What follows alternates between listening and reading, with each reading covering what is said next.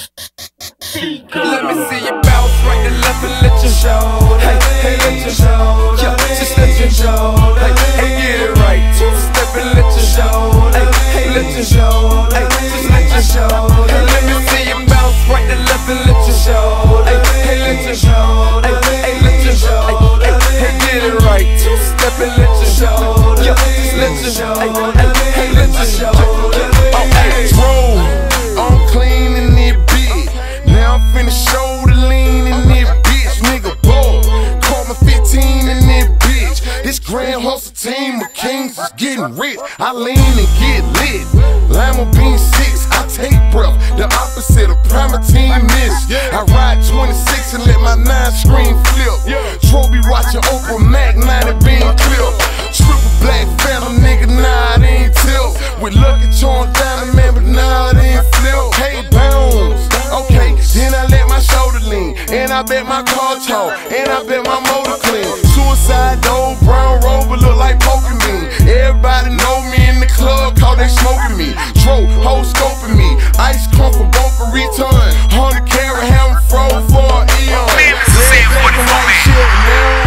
You don't know who I am. When you talk that shit to me, understand one thing. I represent one shoulder lean. I don't know how to do it though. Bounce right and left and let your show. Hey, hey, let your show. Yeah, just let your show. Hey, hey, get it right. Two-step and let your show. Hey, hey, let your show. Hey, just let your show. Hey, let me see you bounce right and left and let your show. Hey, hey, let your show. Hey, hey, let your show. Hey, hey, get it right. Two-step and let your show. Yeah, just let your show. Hey, hey, let your show. First I let my wheel spin, then I let my screen fall, then I let my trunk be that green brown motor. Then I pimp a hoe, take a bitch to Berlin. Bitch break niggas after that, we fuck that girlfriend. My girl got a girlfriend, Chevy blue like whirlwind. Nigga, it's a drought on that boy, so I got that girl in. Pearl bend, cock and hammer, arm and hammer, propaganda. Bitch, you think I'm pimping and lending and salamander sandals. Dirty South Hot, cause Atlanta. Show niggas with Anna, we ride phantom. Holly shorty for grandma. Yep, now I be on TV, BET our channel. Hood nigga from Bankhead, I stay by Grandma Nana. I lay by my banana, dumping and punkin' monkeys. Don't nobody live with my mom but a bunch of junkies. Don't nut donkey, bitch I ride glaze on the haze. Gator green, Chevy, gator gut, alligator train. Let me see you bounce right to left and let your show. Hey, hey, let your show. Yeah, just let your show. Hey, hey, get it right. Two-step and let your show. Hey, hey, let your show. Hey, just let your show. Hey, let me see you bounce right to left and let your show. Hey, hey, let your show. Hey, hey, let your show. Hey, hey, get it right. Two-step and let your show. Yeah, just let your show. Hey, hey, let your show. Hey, hey, lean, lean, lean, lean, lean, lean, lean, lean, lean, lean, lean, lean, lean. Hey, get your shoulder, shoulder. Lean, lean, lean, lean, lean, lean, lean your shoulders, lean, hey, lean your shoulders, lean, hey, get your shoulders, lean, hey, get your shoulders, hey, get your shoulders. Let me see you bounce right and left and let your show. Hey, hey, let your show. Yeah, just let your show. Hey, hey, get it right. Two-step and let your show. Hey, hey, let your show. Hey, just let your show. Hey, let me see you bounce right and left and let your show. Hey, hey, let your show. Hey, hey, let your show. Hey, hey, get it right. Two-step and let your show. Yeah, just let your show. Hey, hey, let your show. Hey.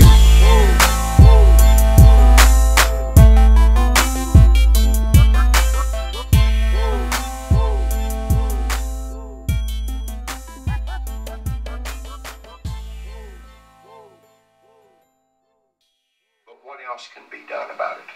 I mean, as I said, bearing the expenses of it, I don't know. I don't know. And how do you fix it? I mean, there's no way to fix it. There's no way to fix the things that was written in the St. Louis paper. I don't know what the answer is.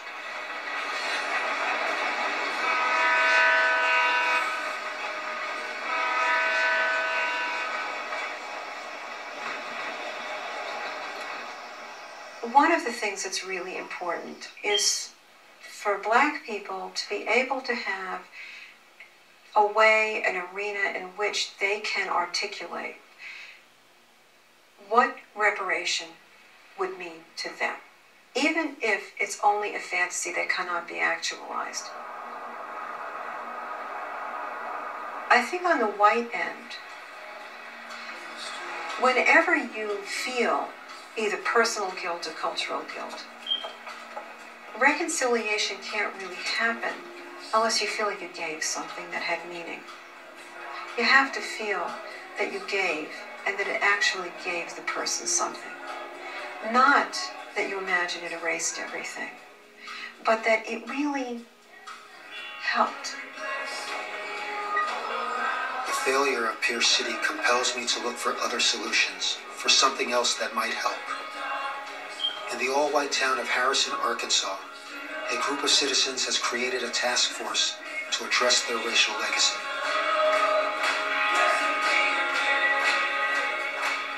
What we've done in Harrison, Arkansas has been voluntary repentance. Nobody forced us to, and also the type of reconciliation we've tried to do has been meet people where their needs are, rather than just a blanket statement for those that who may have been involved or not involved. It's such a broad thing to do. Reparations is like, who do you punish? I mean, it is a lawsuit. It is, they call it awarding damages to people who were wronged or descendants of wrong.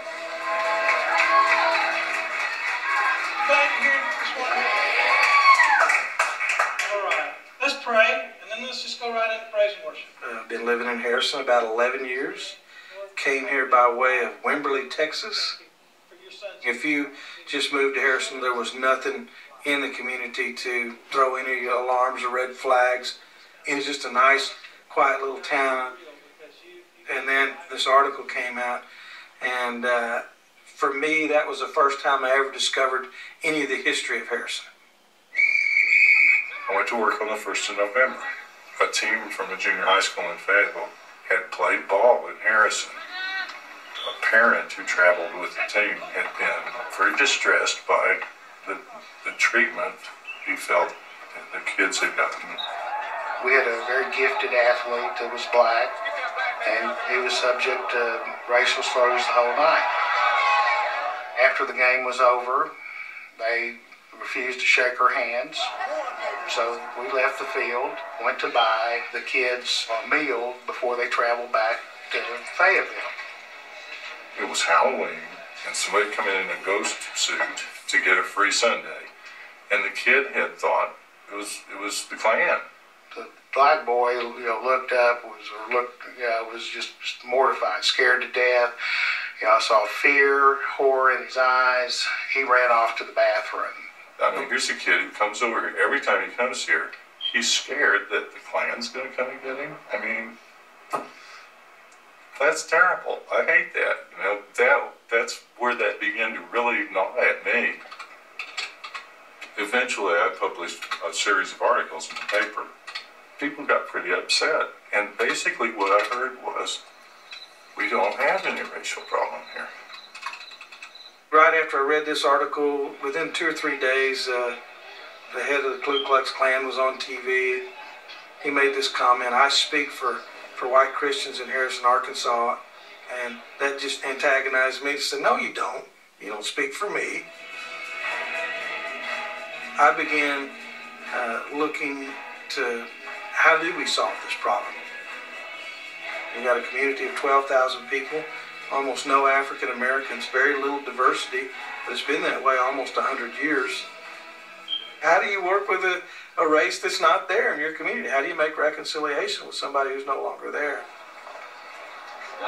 So we first started with ourselves. We started with an acknowledgement of what happened in 1905 and 1909. We had a symbolic washing of each other's feet before the community, and we said a prayer of repentance. So one of the things that we've done is an affirmation of wholeness, that from this point forward, we're not going to allow these things to happen again. Recently, we just gave away a couple of scholarships, and I thought that was fitting that as 100 years later, where blacks were driven out of town. Now there's a scholarship given to minority students to aid them in their college and their education to come to Harrison. So it's quite a big reversal. We started out calling it the Aunt Vine Scholarship. Aunt Vine was the last black lady that stayed in Harrison. She didn't leave during the race riot, stayed with the family that she had been with for years. We read up her attributes and why we wanted to honor her, and it was a concrete example of what we wanted to connect with our past. Wow, she looks like my great-great-grandma. How do you feel about this scholarship they gave you then? What do you mean, how much? Well, you know, I mean, I understand that they think that the scholarship is a way that is helping them heal and change their image. I just thought that,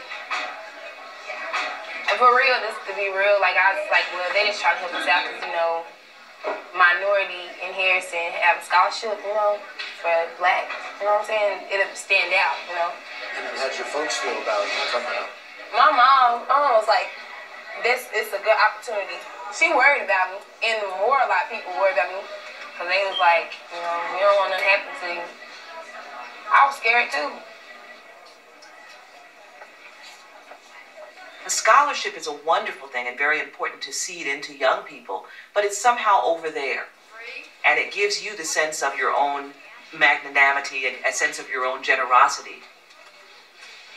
And that's important for people to recognize that reparations is not a one-shot deal. It's a long-term commitment to re-identifying, to reimagining what your community stands for. And so if you're not prepared to engage in that long-range project, then you may want to do a quick fix. The question then becomes, what is the appropriate means of addressing the harm here? Together as the research committee and began brainstorming some of the things that we want to. For the last year and a half, I've been involved in the task force for race relations. The reason that the task force was formed is that Harrison was a place where Black Americans did not feel free to come, didn't feel comfortable spending the night.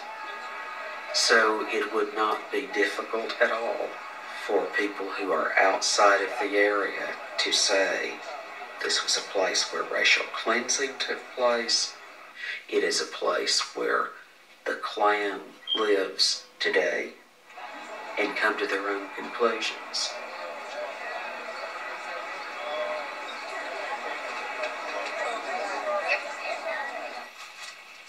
If I moved just over there across the way, would I be welcomed? I wouldn't be happy. Why? It's because I want to preserve our community, our culture. I think I have a heritage that is worth preserving. Burning many crosses these days? It's a cross lighting. Excuse me, you're not burning crosses anymore? It's a cross lighting. It's an old Scottish symbol of a cross embracing the fire of Christ. And the Klan simply reenacts this old Scottish tradition. The burning cross, as I would call it, is used as a symbol of terror. I think you're being a little disingenuous when you say that a burning cross is not used to terrorize blacks in the American South. The Klan is an easy target for blame.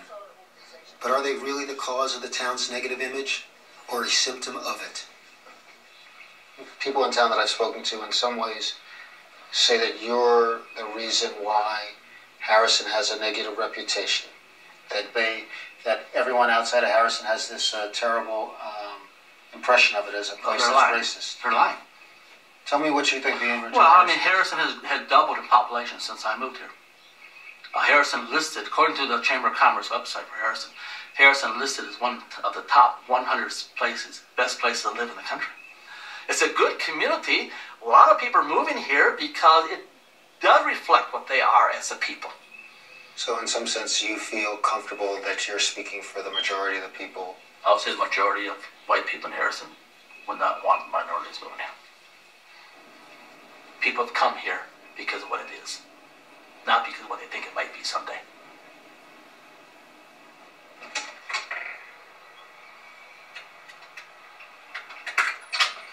Come on in here. Okay. Talk to me a little bit about Harrison. Why did you come to Harrison? Why did I come to Harrison? For two reasons. The low cost of living, the low cost of real estate, and probably more importantly than anything else is lack of blacks.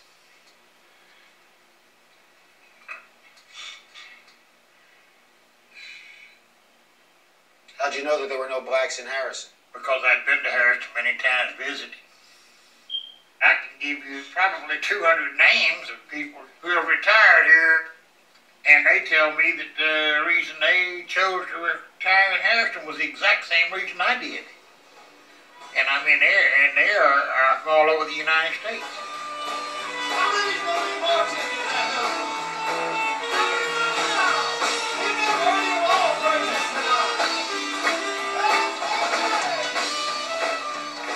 Bob Scott and Tom Robb are to be believed. Harrison has become a magnet for like-minded people to call home. At the Chamber of Commerce, the public face of the community, I wonder how they represent the town. We are not the same community that we were in 1905 and 1909. And even in those days, it was a small percent of the population that was involved in that.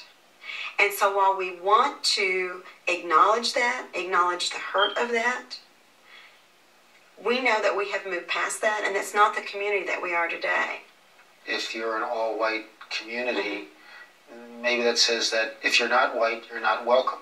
The idea of this racist enclave in the hills wasn't what we know ourselves to be today. My concern was if that's the image out there and that's what's being promoted and publicized about your community. I have something that confuses me. There are 4 flags hanging outside, one of which is a Confederate flag. Tell me how that communicates that I am welcomed here in Harrison. The reasoning behind the flags is historical. They were put up to say, here is the 5 governments that have governed this particular area. And it's the Spanish flag, the French flag, the United States flag, and the Confederate flag, because that was all the different parts. It is not meant as a slap or a sign that says, you are not welcome here. If the flags honor Harrison's past, how can the town truly hope to make amends for the banishment of its African-American citizens? People who are on the task force for race relations are very concerned about Harrison's image in the outside world. How do we deal with this in a substantive way? And I think that that is, in fact, the work of the task force. I want to welcome all of you to the first meeting of the research committee. We are honored to have David Zimmerman with us. Welcome to our group. Thank you very much.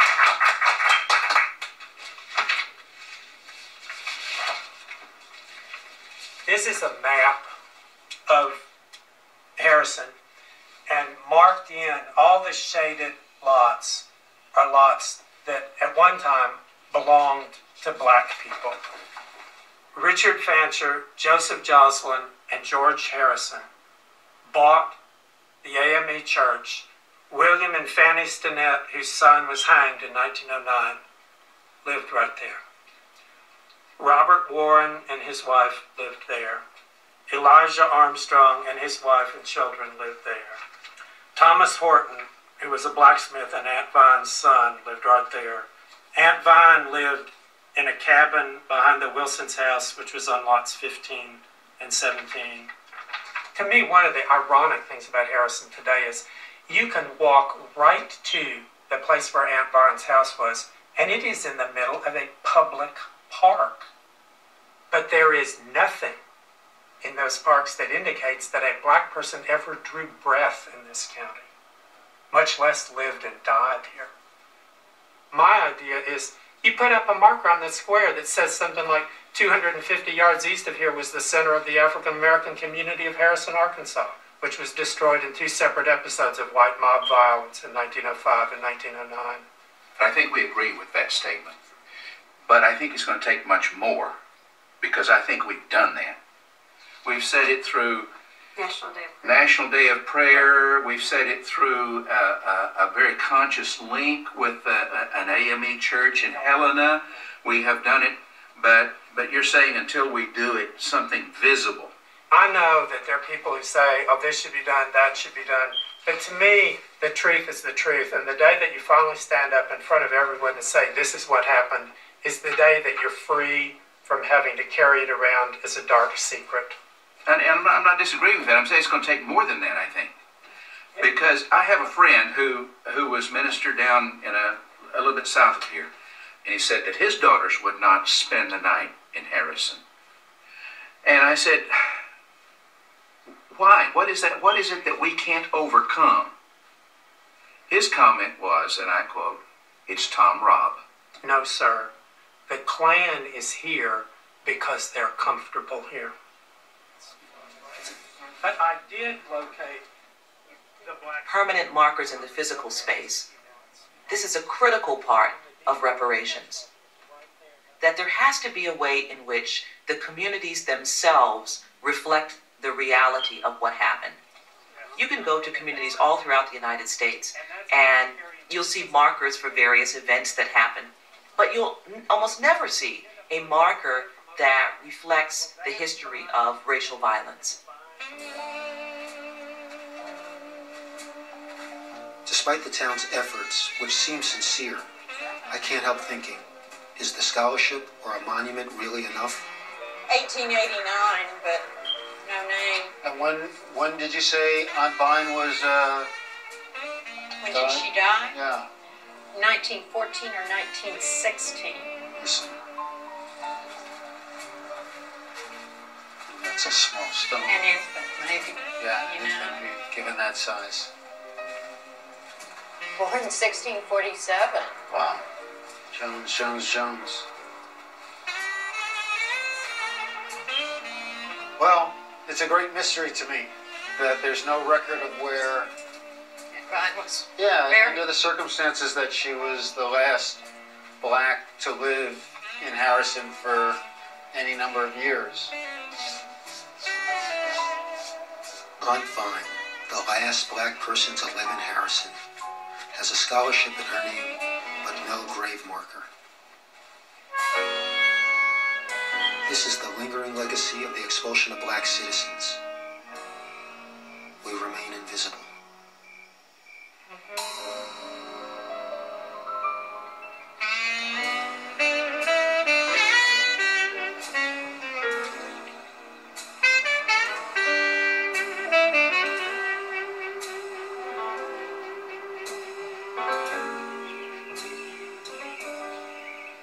I returned to St. Louis.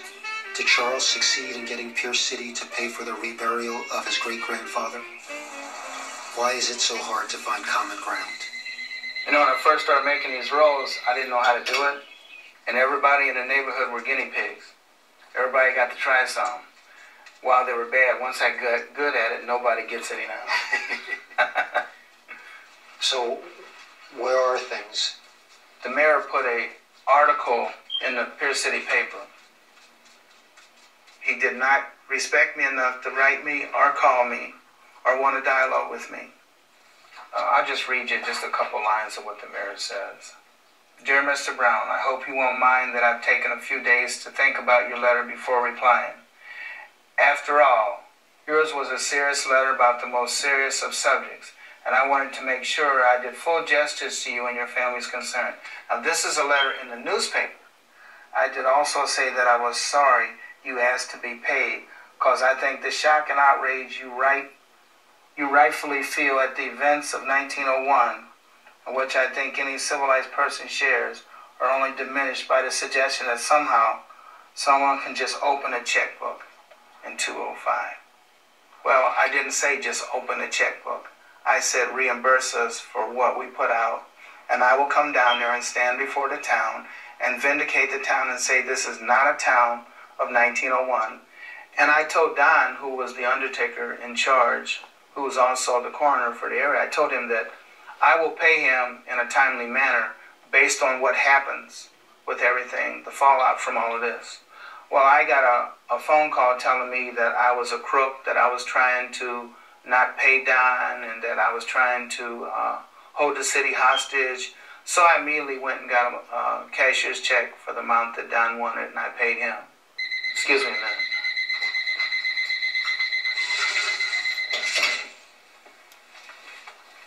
Help me understand why you didn't let anybody know that these were your intentions or desires to begin with, to have them at the very least reimburse you for your costs as a way to bring about healing. I didn't trust them.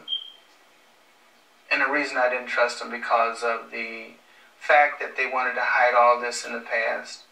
What did you put on the gravestone? We haven't put a gravestone there yet. We're still waiting. What am I waiting for? I don't know. I guess maybe I'm hoping that Paris City will come to me and say, we need to address that tombstone. And that way, then they would help us in the healing process.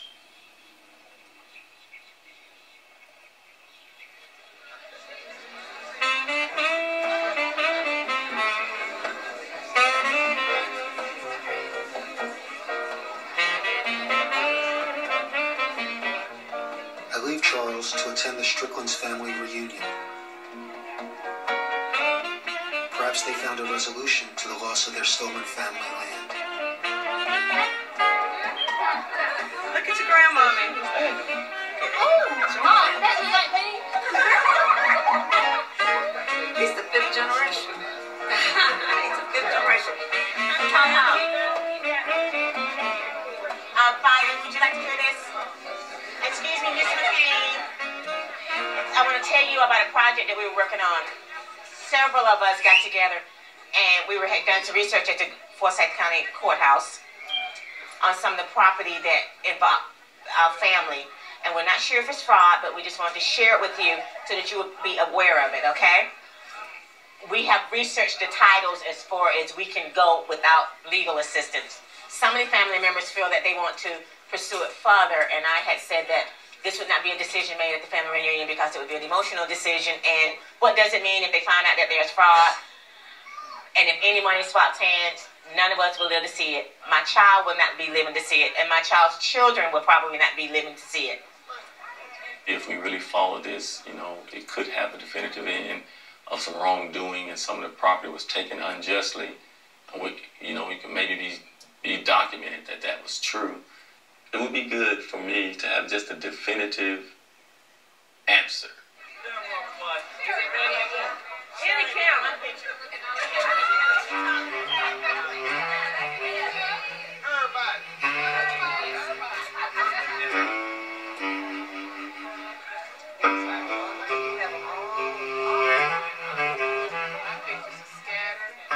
In the formal legal sense, the time had passed for them to bring to court a claim for the expulsion. Our conclusion was that the litigation prospects were not good. But when those violations have happened on such a grand scale, you have to, if you're going to be fair about it, acknowledge that they only happened because it was allowed by the greater society. The issue goes well beyond a legal question. The time has run out for anybody to come forward and say, I have legal claim to this land. But it's a question of some things that the law doesn't address, which is what is right, what is just. And it's our sense of rightness, it's our sense of justice that I think comes into play here. The black-owned land was indeed appropriated by the whites. These black landowners were victimized, and they deserve the compensation.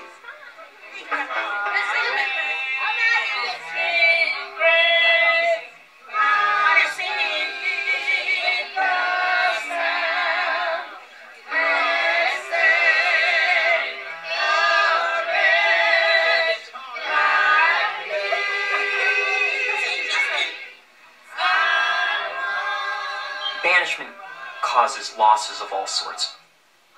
There is loss of opportunity to interact with folks who have been banished. There's loss of community. And those things are very hard to get back. And I think that's one of the things that the reparations movement promises. It holds out the promise of reconstruction of the African American community, reconstruction of the morality of the white community,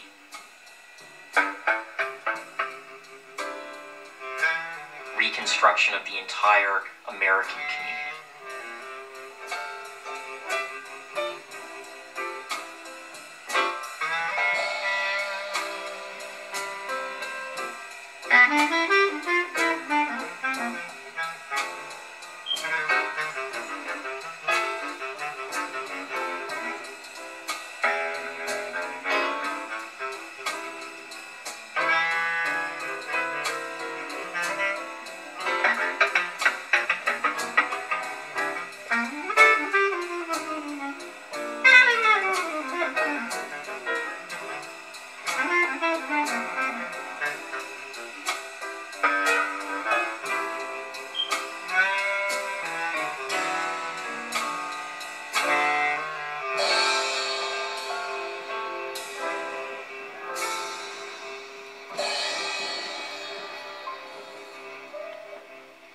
And that's your real African American history.